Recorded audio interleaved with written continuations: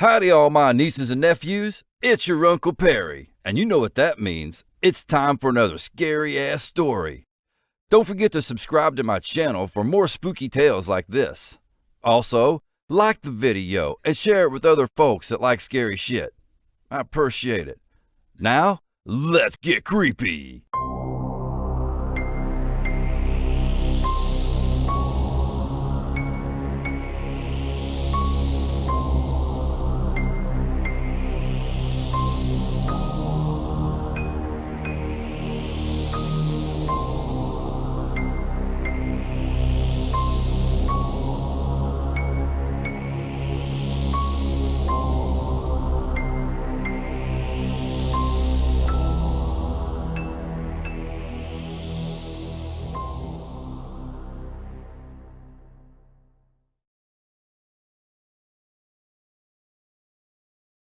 Why We Don't Swim in the Eastman River by Reddit user Lone Donut.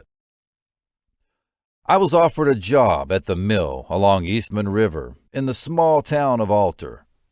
Being unemployed and at risk of being evicted, I snagged the opportunity and migrated my family to our new home.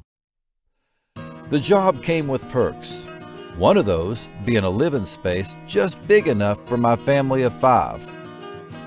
My wife, Delilah, was eager to move out of the city and into the fresh farm air. During the ride, she would go on and on about how the country would inspire the children and give much-needed change to what was our plain, poor life.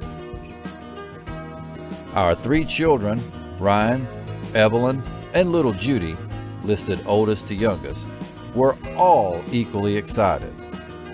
Our old apartment had been too small and cramped for them to play. The streets were much too dangerous.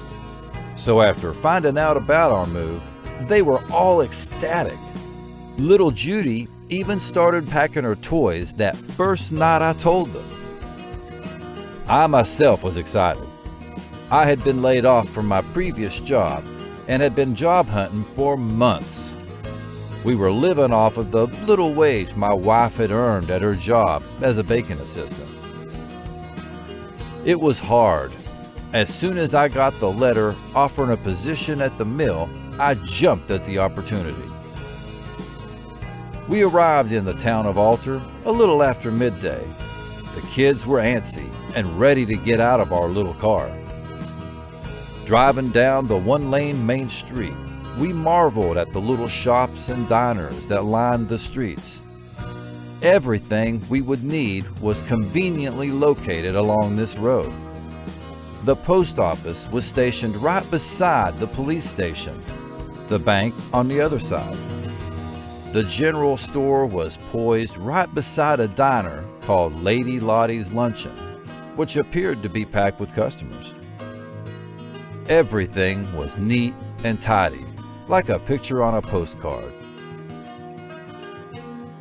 I dropped Delilah and the kids off in front of Lottie's, giving her the last bit of cash we had to get herself and the kids something to eat. "I'll be back before sundown. Explore the town, and I'll have our home up and running for y'all when I get back."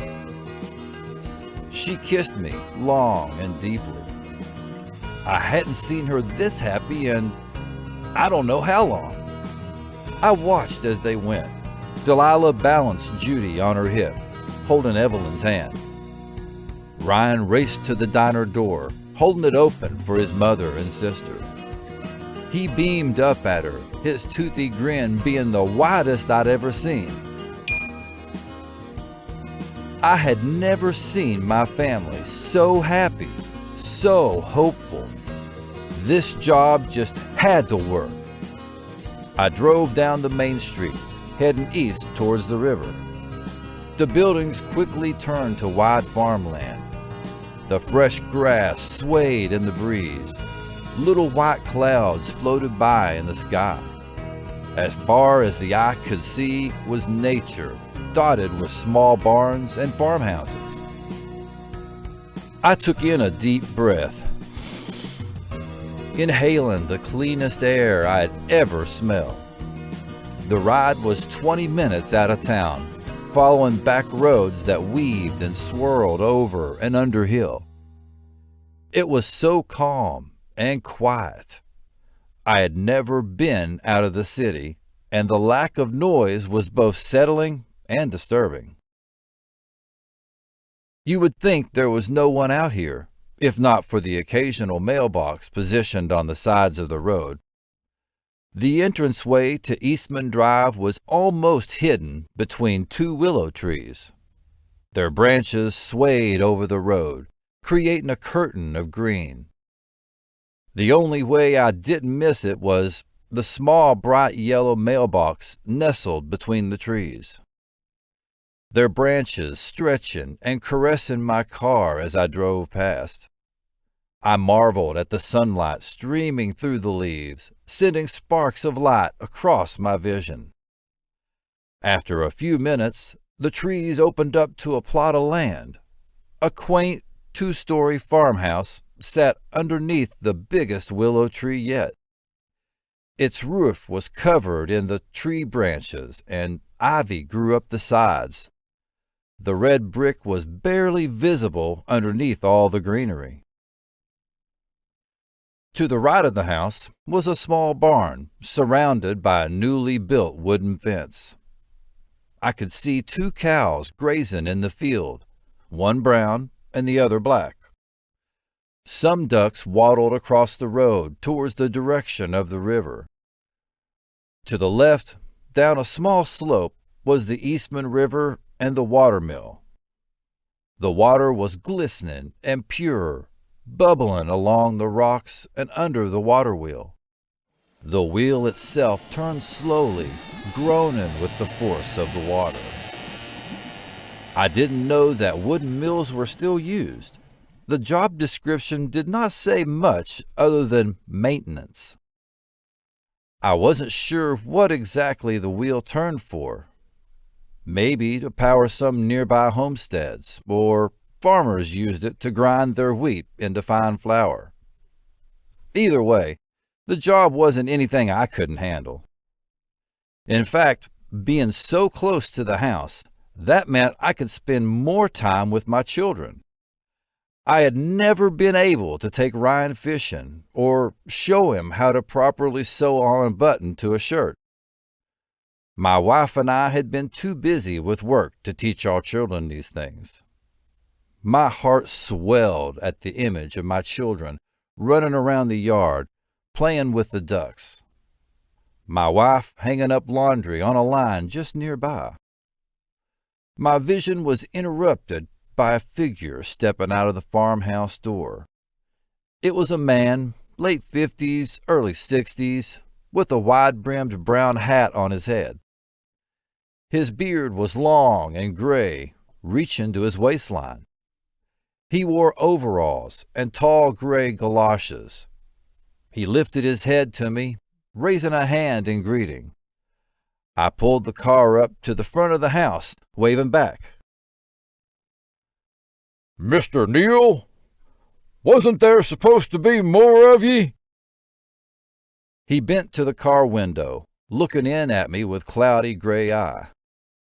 "Yes, the missus is in town with the little ones, getting something in their bellies. It was quite a long drive, and they were getting cranky." I turned off the ignition and stepped out. I offered my hand, which the old fellow took firmly. His hands were worn and felt like rough leather. "I'm Harold, the one who sent you the letter about this here mill," he said, turning away from me to nod at the mill. "My family has been running it for as long as I can remember, but I'm old and have no kids to pass it to." He turned back, scratching his nose. "The mill has to be run, though. No one in town wanted to step up and do it, so we decided to get an outside source." He nodded to me, then motioned for me to follow him. He started slowly down the slope, taking careful steps along a dirt path that I previously hadn't noticed. Your job consists of basic maintenance. Make sure no critters go nesting in there, and that if anything breaks or looks like it's going to break, you fix it." We were approaching the mill, which was much bigger than I had originally thought. The wheel was moaning much louder now, and I could barely hear Harold over the sound. "No matter what, that wheel must always, and I mean always, be moving," he yelled, pointing at the wheel and looking at me. He rummaged in his pockets and pulled out a set of 3 keys. He held up the big brass one for me to see, then unlocked the mill door. The inside was surprisingly clean. The center was occupied by a large gray stone, which was worn down from the years of milling. On top there was a similar, yet smaller stone which rolled steadily around. There was no hay or bags of wheat in sight, just those 2 stones grinding away. "You can use the mill to ground your flour if you like, but you must thoroughly clean it after. It doesn't like being dirty." Harold was walking past the stones towards the back of the room. I followed, but felt unnerved. You make it sound like it's alive, Harold," I said, letting out a soft chuckle. At the back of the room were some tools, a couple of brooms, hammers, wrenches, and some buckets. "You use these to repair and clean. If you need anything not here, just let me know and I'll get it for you," he said, picking up a worn hammer and admiring it. I could see him replaying the memories in his head. After a moment of silence, he put it back and led me back out of the mill. "You can leave the door open most of the time, just watch the ducks. But on the 6th of every month, you must lock the door and don't open it until the next day." He said this, stopping abruptly and looking at me. "The 6th? That's tomorrow, ain't it?" I asked, nearly bumping into him. He nodded, closing the mill doors behind us and locking them. He pushed and pulled on the doors, making sure they were latched. "I'll be here tomorrow, but after that, I ain't coming back. I'll show you what to do, and more importantly, what not to do. I advise you to send your family into town on the 6th of every month, before noon. That's when it starts." He handed me the keys. "That silver one is the house key, and that rusty one's for the barn. You don't gotta lock it all the time. Ain't nothing round here that will attack the animals."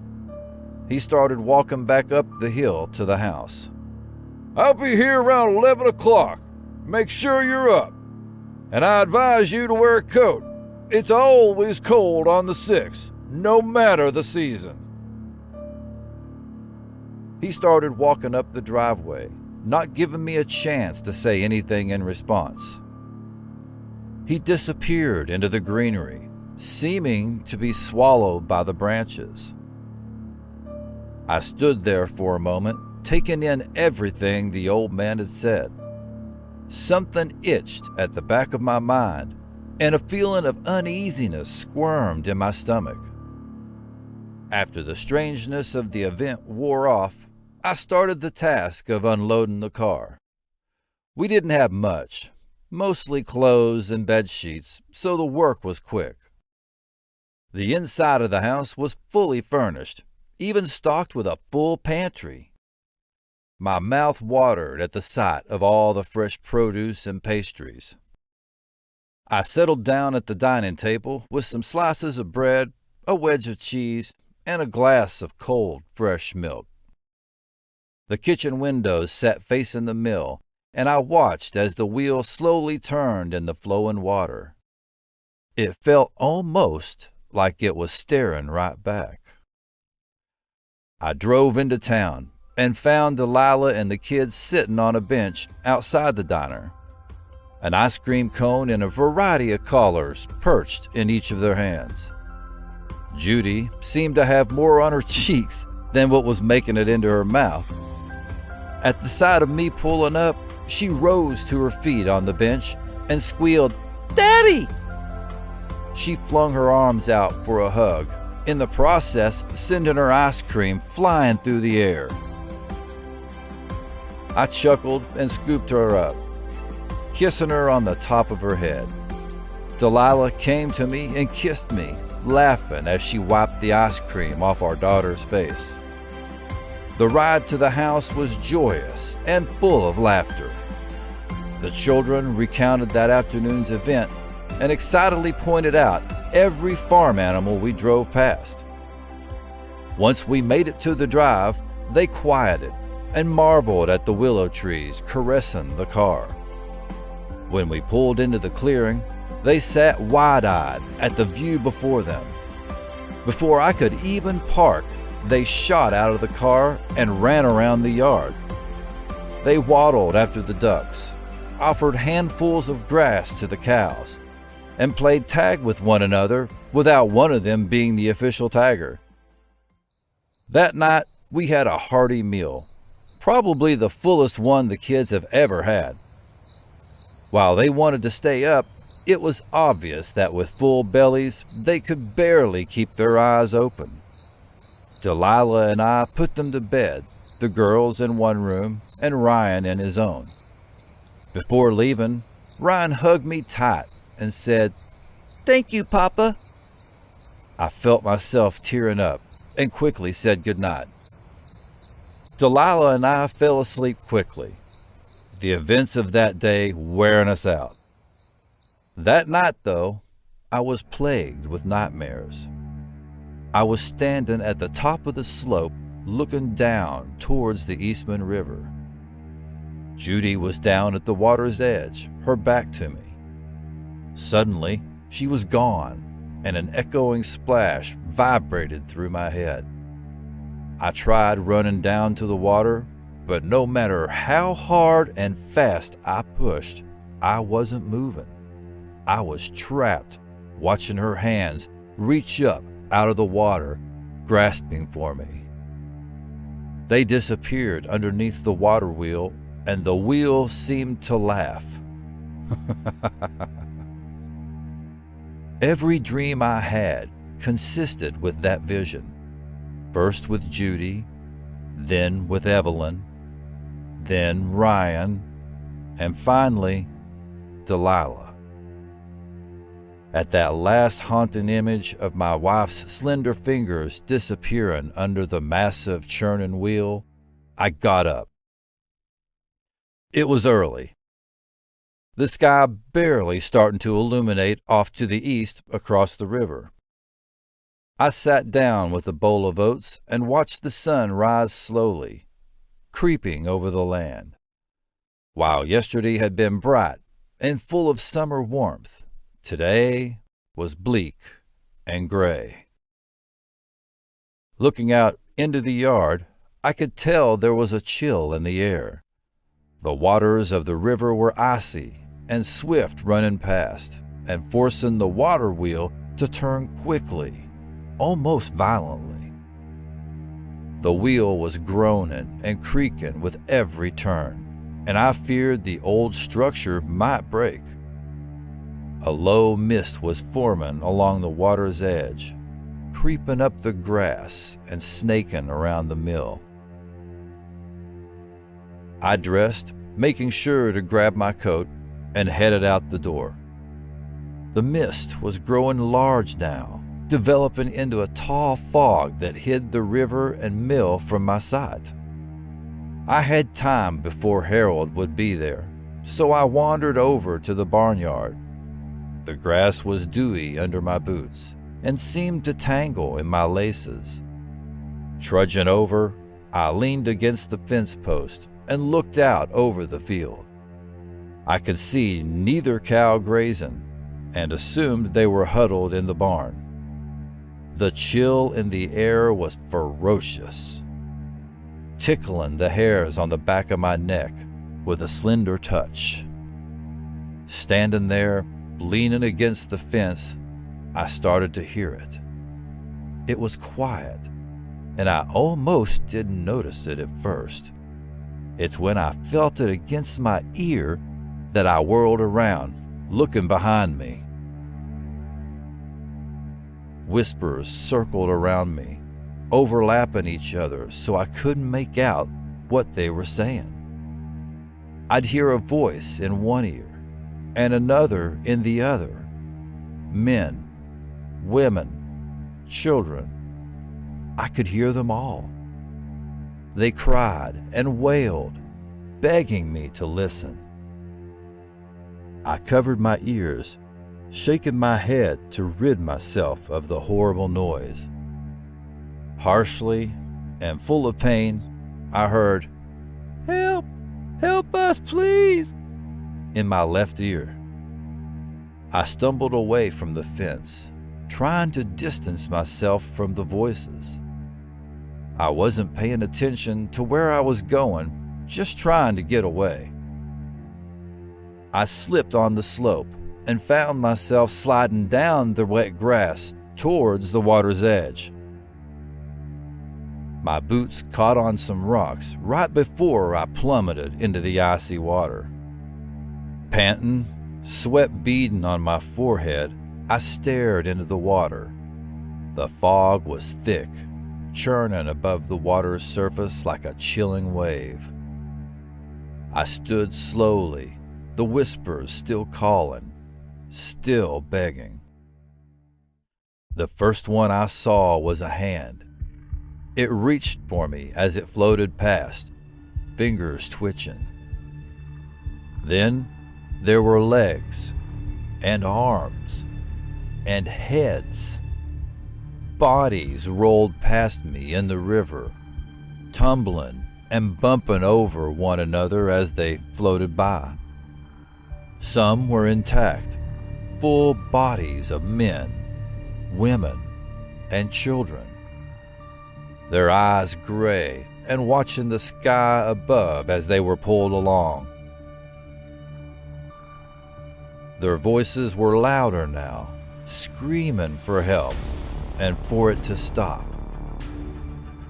The fog lessened so I could see just how many there were. Countless people, dead and torn, were carried along the current. I watched as one body, that of a young girl floating face down, went past. She was blonde and wearing a simple brown dress. She was the same size as Judy. A hand slapped down on my shoulder. It was then that I realized that I'd been leaning over the water, threatening to join the parade of the dead as they went past. "It's too late for them, son. The river is taken, and it would not pity you if you toppled in," Harold said, pulling me back away from the edge. Harold? What? Why? I whispered, looking back at the river. Another hand reached out, trying weakly to grab onto the rocks as it went past. Harold gestured to our left, staying silent and gripping my shoulder harder. The wheel of the mill was lively turning away as the parts and bodies were swept underneath its mighty size. Those still intact were now ripped apart, grinding to pieces as they were swallowed under. Blood polluted the water around the wheel, splashing through the air as the wheel spun and spun. The normally white foam was stained a pinkish red. Gurgling as the carnage spread, I bent over, vomiting over my shoes as the voices drilled into my head. Please, make it stop, I said, grabbing onto Harold's shirt to keep from falling over. He shook his head sadly, his old eyes watching the mill. "For as long as anyone can remember, the mill has stood and turned. Every 6th The river feeds, and that wheel is its teeth. We don't know where the bodies come from or who they are. The river will try to trick you, making you think that the bodies are loved ones, close friends. You must not listen. He said this sternly, shaking my shoulders for emphasis. The local children have a nickname for the river, and you'll learn to call it that as well. He paused, and we watched as the body of a large man bobbed its way towards the wheel. The wooden giant groaned loudly, crushing the body beneath its teeth. The arms flew off to the sides before getting sucked back into the flow. A drop of blood flew in slow motion towards us, landing with a plop on my cheek. Harold offered me a handkerchief and sighed. This river is also known as the Eastman River, and it must be fed.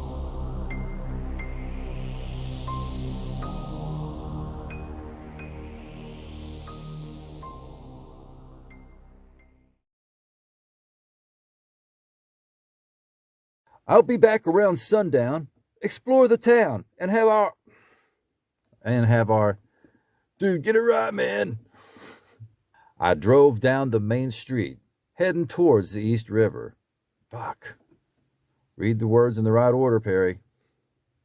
I took in a deep breath. Whoops. Too deep. He bent to the car window, looking in at me with Grady from Sanford & Son. Remember him? We were approaching the mill, which was much bigger than I had originally thought. The wheel was munning. Cut. I can't even say cut right. I settled down at the dining table and fucked up because I scrolled while I was trying to read. Stupid. The kitchen windows sat facing the mill, and I watched as the wheel slowly turned in the flowing waddle. Waddle. That's what I said.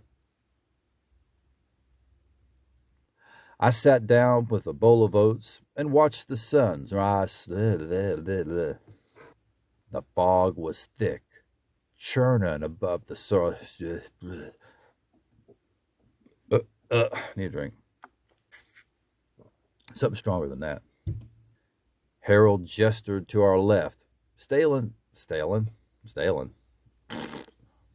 I was offered a job at a mill along Eastman River in a small town of Alter.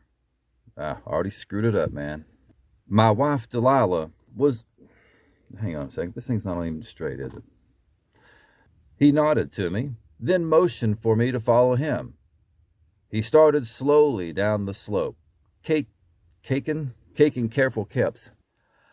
I covered my ears, shaking my head to get rid my... I fucked myself up on that one. During the ride, she would go on and on. Fuck, I forgot to turn off the AC.